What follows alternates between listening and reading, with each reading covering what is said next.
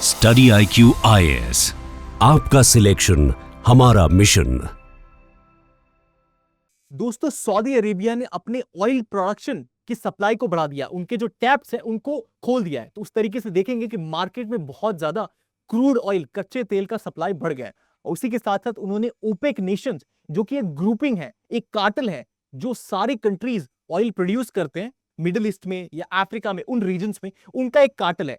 उसको भी Saudi Arabia ने पुश किया कि वो भी अपनी सप्लाईज बढ़ाएं।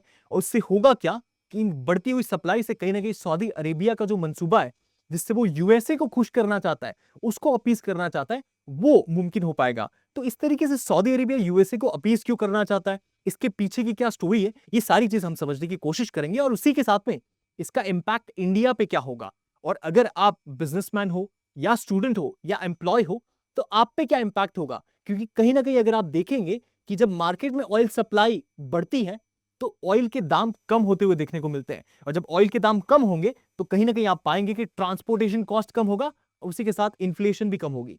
तो इसका जो इंपैक्ट है इंडिया पे और किस तरीके से ग्लोबल इकोनॉमी पे, ये समझने की कोशिश करेंगे। तो देखेंगे सऊदी अरेबिया है, इसके ऑयल प्रोड्यूसिंग फील्ड्स है। अब इसने क्या किया, ओपेक नेशंस को पुश किया कि आप ऑयल सप्लाई बढ़ाइए, उसका प्रोडक्शन बढ़ाइए। तो ओपेक नेशंस क्या है, मतलब 1960 में ये एक ग्रुप बनता है जिसमें ये लोग डिसाइड करते हैं कि हम सब लोग ऑयल को एक तरीके से एक्सपोर्ट करते हैं दूसरी कंट्रीज को प्रोड्यूस कर कर। तो जब हम एक्सपोर्ट करते हैं तो एक काम करते हैं, हम सब लोग साथ में ग्रुप बनाते हैं। उसकी वजह से क्या होगा कि हम बेटर प्राइस फिर नेगोशिएट कर पाएंगे दूसरे कंट्रीज के साथ में। तो ये सब लोग साथ में आते हैं और एक प्राइस सेट करते हैं कि हम इसी प्राइस पे बेचेंगे, इससे सस्ता नहीं बेचेंगे, और ना ही अगर महंगा बेचना है तो वो अलग बात है, लेकिन इससे सस्ता नहीं बेचेंगे। तो एक कंसेंसस डेवलप हो जाता है जिसकी वजह से इन सबको एक तरीके से फायदा होता है, नुकसान नहीं होता है। लेकिन दिक्कत की बात तब आ जाती है जब कुछ कंट्रीज ये बात मानते नहीं है। तो इसमें समझिए कि ये कितना इंपॉर्टेंट ग्रुपिंग है। आप पाएंगे कि पूरे वर्ल्ड में जितने भी तेल के कुएं हैं, जितने भी क्रूड ऑयल के रिजर्व्स हैं, उसमें से 80% इन 12 से 13 जो कंट्रीज हैं इनके अंदर पाए जाते हैं। और ये ओपेक ग्रुप है। तो एक जो कार्टेल का एग्जाम्पल होता है, कहीं ना कहीं ये वो कार्टेल है जिसमें मोनोपोली है इनकी, इनका दबदबा है, ये जो कहते हैं उस हिसाब से, क्योंकि मेजर प्रोड्यूसर है ऑयल, 80% यही प्रोड्यूस कर रहे हैं। और उसमें भी अगर आप पर्टिकुलरली फोकस करके देखेंगे तो ये जो रीजन है मिडिल ईस्ट वाला, उसमें आप पाएंगे कि ओपेक का जितना भी ऑयल प्रोड्यूस होता है उसमें से 70% इस मिडिल ईस्ट के रीजन से निकलता है। तो ये सिग्निफिकेंटली बड़ा नंबर है। उसी के साथ देखेंगे आप कि एक और ग्रुप है ओपेक प्लस। अब ये क्या है, ये 2016 में बना। अब 2016 में ये नया ग्रुप बनाने की क्या नीड हुई, ये नीड इसीलिए हुई क्योंकि जो ओपेक कंट्रीज थे उसके साथ देखेंगे कि आप, मतलब कुछ ऐसे भी कंट्रीज थे जो ऑयल प्रोड्यूस करते थे लेकिन ओपेक का पार्ट नहीं थे। तो जो नॉन ओपेक मेंबर्स थे उनको इसमें जोड़ा 2016 में, और फिर ये कहलाया ओपेक प्लस, जिसमें ओपेक भी है और नॉन ओपेक मेंबर्स भी है। अब ये इसीलिए हुआ था क्योंकि कहीं ना कहीं 2016 के आसपास यूएसए के शेल जो गैस थे उनका उस तरीके से देखेंगे डिमांड बढ़ रही थी। तो अब उनकी डिमांड बढ़ रही है और सस्ते तरीके से मिल रहा था वो।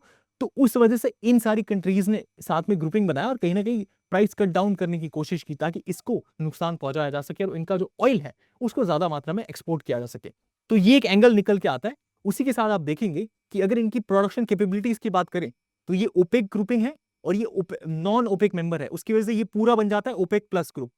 तो ये जो ग्रुप है, अगर उसमें ओपेक की बात करेंगे पर्टिकुलरली, तो 28 मिलियन बैरल्स प्रतिदिन ये इतना प्रोड्यूस करते हैं। और नॉन ओपेक की बात करें तो 16 से 17 million barrels per day produce करते हैं।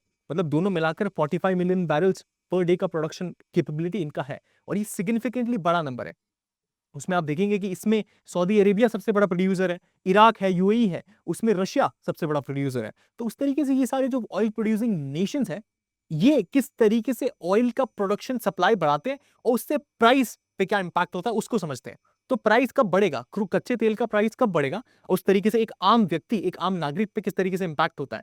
जब हम पेट्रोल या डीजल भराने जाते हैं तो प्राइस देखते हैं कि स्पॉन्टेनियसली लास्ट मंथ भराया था इतना प्राइस नहीं था, लेकिन अब देखते बहुत ज्यादा बढ़ जाता है। तो वो जो इंपैक्ट होता है वो किस तरीके से होता है, वो कहीं ना कहीं यही छुपा हुआ है, इन सारे कोर कॉन्सेप्ट्स में छुपा हुआ है। तो इसको समझिए, देखिए कि जैसे ओपेक प्लस ग्रुपिंग है, उसमें क्रूड ऑयल का प्रोडक्शन बढ़ता है। ये सब लोग डिसाइड करते हैं कि जो क्रूड ऑयल का प्रोडक्शन है एक तरीके से घटाना है, घटाने की बात करते हैं। तो जब प्रोडक्शन कम होगा तो मार्केट में उसकी सप्लाई कम हो जाएगी। जब उसकी सप्लाई कम हो जाएगी तो आप देखेंगे तो डिमांड तो उतनी ही है। तो डिमांड उतनी है और सप्लाई कम होगी तो उसका प्राइस बढ़ जाएगा। मतलब सिंपल एग्जांपल से ऐसे समझिए कि लेट्स से कि मार्केट में इतने ही बैरल्स है ऑयल के, और जो खरीदने वाले वो इतने सारे लोग हैं। अब लेट्स से हर व्यक्ति कहता है कि मुझे एक एक बैरल चाहिए, लेकिन एक एक बैरल तो मिल नहीं पाएगा क्योंकि बैरल्स कम है। तो कहीं ना कहीं इनको ज्यादा प्राइस कोट करना पड़ेगा। इनमें से कोई कहेगा कि मैं लेट्स से अगर $60 दे रहा था तो वो कहेगा कि लेट्स से मैं $80 देने के लिए तैयार हूं, आप मुझे बैरल दे दो।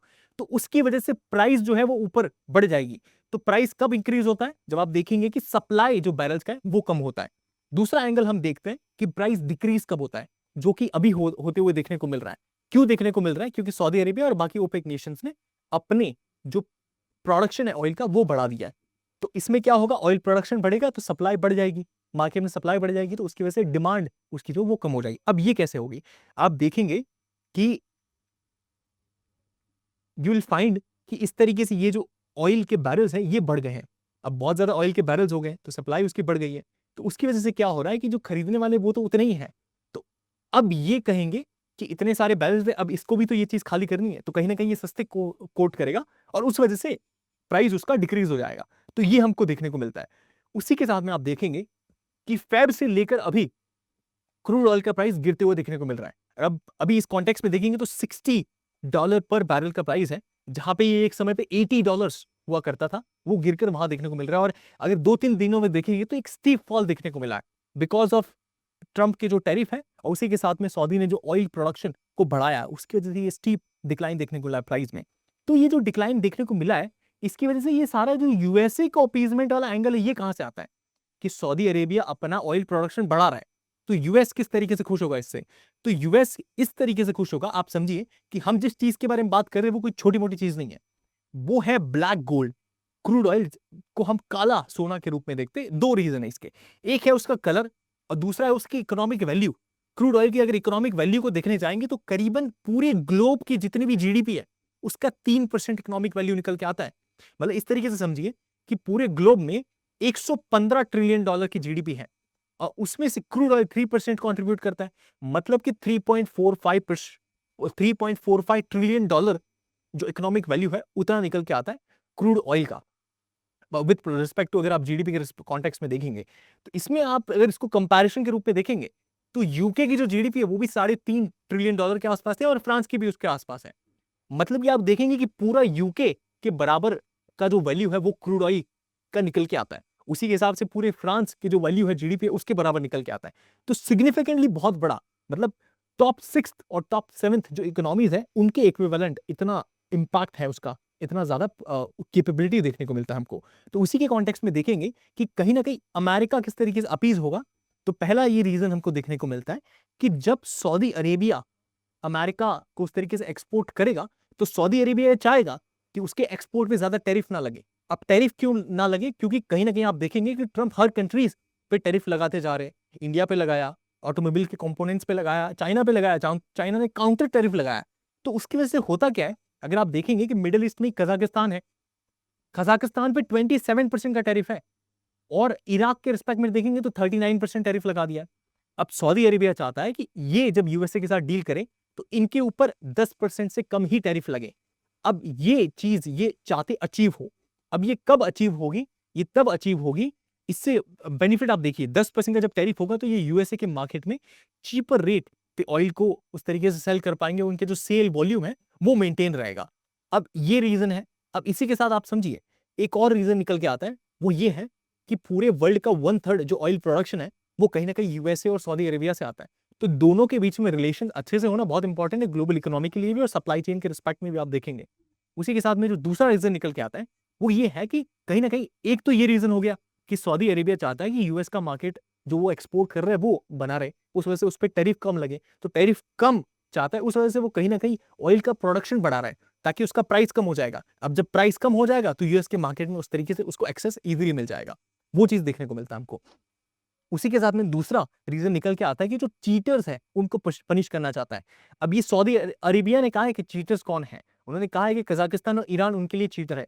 क्यों चीटर है? क्योंकि ओपेक में कुछ रूल्स और गाइडलाइंस है कि हर कंट्री ने डिसाइड किया है कि प्रोडक्शन हम इस लिमिट तक करेंगे, इससे ज्यादा प्रोडक्शन नहीं बढ़ाएंगे। क्योंकि अगर उससे ज्यादा प्रोडक्शन बढ़ाते हैं तो कहीं ना कहीं उस कंट्री को बेनिफिट होता है क्योंकि उसका जो ऑयल है वो सस्ते में मिलेगा। लेकिन बाकी ग्रुपिंग्स नाराज हो जाएंगे कि उस तरीके से कैसे कर रही है, तो वायलेशन हो गया। तो कहीं ना कहीं ये दो कंट्रीज जो है ये सऊदी या ओपेक की बात नहीं मान रहे थे, तो उस वजह से सऊदी ने कहा कि ये चीटर्स हैं और कहीं ना कहीं सऊदी इनको पनिश करना चाहता है। अब इनको पनिश करने का तरीका इस तरीके से अपनाया है कि ये लोग ऑयल प्रोडक्शन बढ़ा रहे थे, जिसकी वजह से प्राइस में ड्रॉप आ रहा था। अब सऊदी ने कहा है कि आपने ऑयल प्रोडक्शन बढ़ा के प्राइस में ड्रॉप लाया, मुझे नुकसान हुआ है। क्यों नुकसान हुआ है? क्योंकि सऊदी चाहता है कि कहीं ना कहीं $90 पर बैरल का जो प्राइस है उससे कम ना जाए। अगर उससे कम जाता है तो उसका जो बजट रिक्वायरमेंट है वो कहीं ना कहीं फुलफिल नहीं हो पाता है। मतलब इतना तो होना चाहिए, इसके ऊपर का प्राइस है तो सऊदी प्रॉफिटेबल है, ये एक रिस्पेक्ट देखने को मिलता है। लेकिन कहीं ना कहीं सऊदी का अभी जो स्टांस है जिसमें वो कह रहा है कि आपने हमें नुकसान किया, अब हम आपको और ज्यादा नुकसान करेंगे, तो उसमें इस तरीके से कि ये भी प्रोडक्शन बढ़ाएंगे जिसकी वजह से प्राइस गिरेगा। तो अब जो प्राइस है $60 पर बैरल आ गया है, जो कि इससे बहुत कम है। मतलब सऊदी नुकसान लेने के लिए तैयार है दूसरे को और ज्यादा नुकसान देने के लिए, उस रिस्पेक्ट में देखेंगे तो। मतलब they are in loss, now they will be in a big loss, लेकिन at the same time they will ensure that सामने वाला would be in a tremendous loss. तो ये चीज है, तो एक बदले वाली जो भावना है वो देखने को मिलती है। दो रीजन, पहला यूएसए को अपीस करना है। क्यों अपीस करना है? क्योंकि मार्केट एक्सेस मिल जाएगा, टैरिफ लगा रहे वो दिक्कत है। दूसरा, कहीं ना कहीं जो आसपास के नेबरिंग कंट्रीज है जो ओपेक की जो गाइडलाइन है उसकी बात को नहीं मान रहे, रेगुलेशंस जो है, प्रोडक्शन लिमिट है उसको सेट नहीं कर रहे, उनको पनिश करने का रिस्पेक्ट है। तो ये दो रीजन देखने को मिलते हैं जिसकी वजह से सऊदी दूसरे ऑयल प्रोड्यूसिंग जो कंट्रीज हैं उनको पुश कर रहा है कि आप मार्केट में ऑयल का सप्लाई बढ़ाओ। तो ये रिस्पेक्ट हमको देखने को मिलता है। अब उसी के साथ में आप क्या देखेंगे कि ओपेक नेशंस है, अब इन सबको नुकसान होगा। ओपेक नेशंस जब उस तरीके से सप्लाई बढ़ाएंगे तो कहीं ना कहीं उनको तो नुकसान ही है ना, कि नीड है नहीं उससे ज्यादा सप्लाई बढ़ा रहे हो, तो आपका ऑयल सस्ता मिल रहा है, उस तरीके से आपकी जो ज्यादा ऑयल है वो ज्यादा निकल जा रहा है आपके जो जो भी इन्वेंट्री है उसमें से। तो आप देखेंगे कि they all will get hurt. लेकिन एट द एंड क्या होगा? नेगोशिएशन होंगे इवेंचुअली, और उसके बाद में जो भी ओपेक के टारगेट्स है उसको कंप्लाई करेंगे सारे देश। ये चीज हमको देखने को मिल सकता है। So this is there. लेकिन इसमें सबसे बड़ा कंसर्न जो निकल के आता है वो ये है कि ओपेक एक कार्टेल है। अब कार्टेल में एक मोनोपोली है। अब उसमें आप देखेंगे कि ये कभी भी इस तरीके से प्रोडक्शन बढ़ा देते हैं या फिर घटा देते हैं। अब इसकी वजह से दूसरे कंट्रीज उसको समझ नहीं पाते कि कब ये चीज होने वाली है।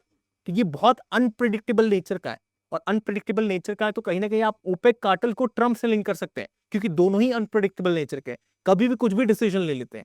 तो ये जो है ये कंसर्निंग बात है, ग्लोबल इकोनॉमी और स्टेबिलिटी के लिए सही नहीं है। तो ये दिक्कत है। उसी के साथ में अगर आपको ये कंसर्निंग चीज को एविडेंस के साथ देखना है तो आप पाएंगे कि 1973 में ऑयल एम्बार्गो लग गया था। मतलब यूएस एक तरीके से इजराइल को सपोर्ट कर रहा था, तो वहां पे ये सारे जो अरब नेशन जो ओपेक ग्रुप है ये कहीं ना कहीं साथ में आते हैं और यूएस को जो एक्सपोर्ट है ऑयल का वो रोक देते हैं। अब यूएस सऊदी ऑयल पे बहुत ज्यादा डिपेंडेंट था, तो उसकी वजह से वहां पे प्राइस बढ़ गए और ऑयल या फ्यूल की एक तरीके से बहुत ज्यादा कमी देखने को मिली। तो उसकी वजह से यूएस पे इंपैक्ट आया और बाकी जो कंट्रीज थे उन पे भी इंपैक्ट आया। इनफैक्ट इंडिया ने बहुत ज्यादा दिक्कतें फेस की उस समय पे। तो ये जो चीज है कहीं ना कहीं इस तरीके से हमको देखने को मिलता है। सेकंड एग्जांपल आप पाएंगे कि 2014 में जो ओपेक ग्रुप था उसने फिर से अपना प्रोडक्शन बढ़ा दिया। यहाँ पे इन्होंने अपना प्रोडक्शन घटाया था जिसकी वजह से प्राइस बढ़े थे और बाकी कंट्रीज को नुकसान हुआ था। यहाँ पे इन्होंने अपना प्रोडक्शन बढ़ाया जिसकी वजह से प्राइस गिरे और उसकी वजह से भी बाकी कंट्रीज को नुकसान होता है। कैसे होता है समझते हैं। यूएसए के जो शेल गैस थे वो कहीं ना कहीं उसकी प्रोडक्शन बढ़ रहा था, तो ये चाहते थे कि ये आगे ना बढ़े, यूएसए उस तरीके से इसमें आगे ना बढ़े, तो कहीं ना कहीं उसको स्लो डाउन करने के लिए इन्होंने अपने टैप्स ओपन कर दिए, मार्केट में ऑयल की सप्लाई कर दी। ऑयल की सप्लाई होने की वजह से क्या प्राइस कम सस्ते में मिल रहा, तो लोग यहाँ से खरीदेंगे। तो ये एक एस्पेक्ट हमको देखने को मिला। इसकी वजह से यूएस का जो शेल गैस का मार्केट था वो कहीं ना कहीं कोलैप्स होने के कगार पे आ गया। तो ये कहीं ना कहीं मार्केट को नुकसान पहुंचाने वाली चीज हो जाती है। उसी के साथ आप देखेंगे कि 2020 में जब कोविड का समय था तब ट्रांसपोर्टेशन वगैरह का इतना यूज था नहीं, तो उसकी वजह से कहीं ना कहीं ऑयल, पेट्रोल, डीजल इन सारों की जो यूज है, डिमांड है वो कम हो गई। जब इनकी डिमांड कम हुई तो कहीं ना कहीं रशिया भी सस्ते में बेच रहा था, ओपेक ग्रुप में और ज्यादा उस तरीके से देखेंगे कि वो भी सस्ते में बेचना शुरू कर दिया। तो वहां पे आके आप देखेंगे कि नियर जीरो पे उस तरीके से प्राइस पे उस तरीके से वो सेल हो रहा था। तो वहां पे यू विल फाइंड कि ट्रम्प आते हैं और फिर उसको मीडिएट करते हैं। तो ये जो दिक्कत वाली कंसर्निंग एविडेंसेस है ये कहीं ना कहीं प्रूव करते हैं कि कार्टेल जो होता है उसका कुछ भरोसा नहीं, कभी भी अपने मन मर्जी के हिसाब से ये लोग प्राइस इंक्रीज या डिक्रीज करा सकते हैं अपने प्रोडक्शन को ऊपर या नीचे कर। तो ये कंसर्निंग बात हो जाता है। उसी के साथ में आप देखेंगे कि इंडिया पे क्या इंपैक्ट होगा इसका, तो पर्टिकुलरली 3 इंपैक्ट होंगे इंडिया पे। पहला ये कि ऑयल जब प्राइसेस कम होंगे तो कहीं ना कहीं हम ऑयल बहुत ज्यादा इंपोर्ट करते हैं हमारी रिक्वायरमेंट के हिसाब से, पेट्रोल, डीजल, उस तरीके से ट्रांसपोर्ट, लॉजिस्टिक। उसमें देखेंगे कि जो फ्यूल सब्सिडी है उसके साथ में हम फ्यूल सब्सिडी देते हैं। एलपीजी जो सब्सिडी होती है ये particularly if you see Ujjwala योजना, पीएम उज्ज्वला योजना के रिस्पेक्ट में बीपीएल फैमिलीज को इंडियन सरकार क्या करती है कि उनको एलपीजी सब्सिडीज मिलती है। तो इसके ऊपर हम देखेंगे कि करीबन यू विल फाइंड 12,000 करोड़ का हमारे पे बर्डन आता है एवरी ईयर इस रिस्पेक्ट में। तो ये बर्डन कम होते हुए देखने को मिलेगा। उसी के साथ में डोमेस्टिक एलपीजी वो हो गया, उसी के साथ में पीडीएस जो पब्लिक डिस्ट्रीब्यूशन सिस्टम है उसके थ्रू हम केरोसिन तो ये भी सब्सिडाइज रेट पे देते हैं। तो ये जो रिस्पेक्ट है एलपीजी सब्सिडी है या फिर ओवरऑल देखिए फ्यूल सब्सिडी वो घटेगी, तो उसकी वजह से कम होते हुए प्राइस की वजह से ये एक पॉजिटिव इंपैक्ट देखने को मिलेगा कि गवर्नमेंट का जो बर्डन है इस रिस्पेक्ट में ये कम होगा। दूसरा इंपैक्ट है हमारी रूपी जो है इंडियन करेंसी जो है वो स्ट्रेंथन होगी। कैसे स्ट्रेंथन आप समझिए कि मतलब आप देखेंगे कि रूपी 86 और इस रेंज पे उस तरीके से ट्रेड कर रही थी, 87 तक पहुंच गई थी। लेकिन अभी रिसेंटली ये जो प्रोडक्शन बढ़ाया गया जिसकी वजह से प्राइस कट हुआ है क्रूड ऑयल का, उसकी वजह से ये 85 तक भी पहुंचा था, इतना उस तरीके से अप्रिशिएट हुआ था। तो आप इस तरीके से देखेंगे कि जब प्राइस आप देखेंगे डॉलर के रिस्पेक्ट में 84, 83, 82 होता है तो उसे कहते हैं हम अप्रिशिएशन कि रूपी मजबूत हो रहा है डॉलर के रिस्पेक्ट में। लेकिन जब ये 85, 86, 87 इस तरीके से बढ़ता है तो हम कहते हैं ये डेप्रिशिएट हो रहा है, कमजोर हो रहा है। तो जब हमारा रूपी स्ट्रांग होगा, अप्रिशिएट होगा, तो कहीं ना कहीं हमको इंपोर्ट जो है वो चीपर लगेंगे, वो सस्ता पड़ेगा। तो उस तरीके से हमारा जो हैवी इंपोर्ट बिल आता है उसमें आप देखेंगे कि जो अमाउंट है वो कम देखने को मिलेगा बिकॉज ऑफ दिस, क्योंकि रूपी स्ट्रेंथन हो गया है। हमको कम रुपए देने पड़ रहे हैं डॉलर के रिस्पेक्ट में या बाहर से कुछ इंपोर्ट करने के लिए, ये एक पॉजिटिव चीज है। उसी के साथ तीसरी पॉजिटिव चीज हमको देखने को मिलती है कि सस्ता ऑयल है तो उसकी वजह से हम ज्यादा जो हमारा जो स्ट्रेटेजिक ऑयल रिजर्व्स है उसको भर सकते हैं। मतलब अगर प्रेजेंटली देखेंगे तो 74 डेज का हमारे पास ऑयल रिजर्व्स है, इतना हमने रखा हुआ है कि अगर 74 डेज तक हम इंपोर्ट नहीं करते तो पेट्रोल और डीजल हमारे पास इतना सफिशिएंट अमाउंट में है कि हम अपनी नीड्स को पूरा कर सकते हैं, इंडिया अपनी नीड्स को पूरा कर सकता है। और उसमें से देखेंगे तो ISPRL है उसके पास 9.5 दिन का है, और कहीं ना कहीं जो ऑयल मार्केटिंग कंपनीज है उनके पास 64 डेज का है, तो करीबन 74 डेज का निकल के आता है, इतना हमारे पास उस तरीके से ऑयल रिजर्व है। अब सस्ते प्राइस में मिल रहा है तो इनको इन ऑयल रिजर्व्स के अंदर इन ऑयल को और ज्यादा फील किया जा सकता है और इसको बहुत ज्यादा बढ़ाया जा सकता है, ये एक एस्पेक्ट है। तो 3 पॉजिटिव्स हमको इंडिया के रिस्पेक्ट में देखने को मिलते हैं। और उसी के साथ में अगर आप देखेंगे तो कहीं ना कहीं आप समझेंगे कि ये जो कॉन्टेक्स्ट था सऊदी अरेबिया, ओपेक कहीं ना कहीं साथ में मिलकर ऑयल का प्रोडक्शन बढ़ाते हैं, उसकी वजह से ऑयल की जो सप्लाई है मार्केट में ये भी बढ़ जाती है, और उसकी वजह से यूएस को जो खुश करने का एंगल है ये एक एंगल है। लेकिन दूसरा एंगल ये भी है कि सऊदी अरेबिया कहीं ना कहीं आसपास के जो कंट्रीज है उनको पनिश करना चाहता है जो ओपेक ग्रुप की बात नहीं मान रहा है। ये 2 एंगल हो गए। लेकिन उसी के साथ एक तीसरा एंगल निकल के आता है और वो ये है कि अभी जो प्राइस गिर रहे हैं, जो प्रोडक्शन बढ़ा है उसकी वजह से प्राइस गिर रहे हैं, तो प्राइस इसीलिए नहीं गिर रहे कि सिर्फ ओपेक ग्रुप ने इतना ज्यादा प्रोडक्शन कर दिया उस वजह से गिर रहे हैं। एक और एंगल इसमें निकल के आता है, वो ये है कि जब टैरिफ लगता है, यूएस ने टैरिफ लगा दिया तो उसकी वजह से क्या होगा कि चाइना या इंडिया वो मार्केट नहीं यूएस का एक्सेस कर पाएंगे। मतलब जो चीजें इंडिया से यूएस में एक्सपोर्ट होती थी अब वो महंगे में होगी, तो यूएस के कस्टमर इसको क्यों खरीदेंगे, डोमेस्टिक इंडस्ट्री से खरीद लेंगे। एक ये रिस्पेक्ट है। अब उसकी वजह से जब इंडिया या चाइना को नुकसान होता है तो चाइना ने काउंटर टैरिफ लगा दिया कि अब यूएस का जो प्रोडक्ट है वो चाइना में एंटर नहीं कर पाएगा, तो चाइना के लोग अब को वो महंगा लगेगा तो वो भी डोमेस्टिक इंडस्ट्री से खरीदेंगे। तो आप देखेंगे कि इसकी वजह से हर कंट्री अगर ऐसा करेगा तो हम जो ग्लोबलाइज सिटीजन है वो कहीं ना कहीं प्रोटेक्शनिज्म की तरफ जाएंगे, तो उसकी वजह से जो ट्रेड और ये सारी चीजें कम होगी। जब ये कम होगी तो बिजनेसेस फ्लरिश कैसे करेंगे, और जब ये नहीं होगा तो इकोनॉमिक स्लोडाउन देखने को मिलेगा। और उसी इकोनॉमिक स्लोडाउन की वजह से आप देखेंगे कि जो ऑयल की डिमांड है वो गिरेगी। जब ऑयल की डिमांड गिरेगी तो ऑयल के प्राइसेस में स्टीप करेक्शन देखने को मिलेगा। तो एक एंगल ये निकल के आता है कि इकोनॉमिक स्लोडाउन की वजह से जब ऑयल का डिमांड गिरता है तब भी करेक्शन होता है। सिर्फ इसी वजह से नहीं होता कि प्रोडक्शन या सप्लाई साइड से, दोनों रिस्पेक्ट होता है। एक है कि सप्लाई इन्होंने बढ़ा दिया है तो उसकी वजह से प्राइस गिर रहा है, दूसरा है कि डिमांड जो है वो भी उसका कम होने वाला है तो उसकी वजह से प्राइस गिर रहा है और ज्यादा गिर सकता है। तो ये जो ये सारी स्टोरी थी हमने देखी है कि इस तरीके से हुआ है। तो हमको लर्निंग क्या मिली है कि जो क्रूड ऑयल है, जो कच्चा तेल है, जो ब्लैक गोल्ड है, उसका प्रोडक्शन बढ़ाना या घटाने से उसका प्राइस बढ़ता या घटता है, और उसकी वजह से कहीं ना कहीं इंडिया पे हमको इंपैक्ट देखने को मिलता है। अब ये जो प्रेजेंट कॉन्टेक्स्ट है उसमें तो पॉजिटिव इंपैक्ट देखने को मिल रहा है, लेकिन जब इसका प्रोडक्शन कम हो जाता है, जब इसकी प्राइस बढ़ जाती है, तब बहुत नेगेटिव इंपैक्ट देखने को मिलता है। तो इंडिया पे इंपैक्ट देखने को मिलता है, उसी के साथ साथ दूसरे कंट्रीज पे भी इंपैक्ट देखने को मिलता है, और कहीं ना कहीं आप देखेंगे कि जियो पॉलिटिकल चेंजेस जो है वो डेवलप होते हुए देखने को मिलता है। तो ये सारी स्टोरी थी कि किस तरीके से सऊदी अरेबिया यूएसए को अपीस करने की कोशिश कर रहा है, किस तरीके से सऊदी अरेबिया अपने आसपास के जो कंट्रीज है उनसे बदला लेने की कोशिश कर रहा है, और उसमें वो crude oil as a tool use कर रहा है। मतलब जियो पॉलिटिक्स में अगर आप देखेंगे, इकोनॉमिक के बैलेंस पे देखेंगे तो crude oil as a tool वो यूज कर रहा है। उसी के साथ साथ आप पाएंगे कि कहीं ना कहीं टैरिफ जो डोनाल्ड ट्रंप ने लगाया और जो काउंटर टैरिफ दूसरे कंट्रीज लगा रहे हैं, उसकी वजह से ग्लोबल इकोनॉमी में स्लो डाउन और रिसेशन आने के चांसेस हैं, और जिसकी वजह से क्रूड ऑयल के प्राइसेस और गिरते हुए दिखेंगे।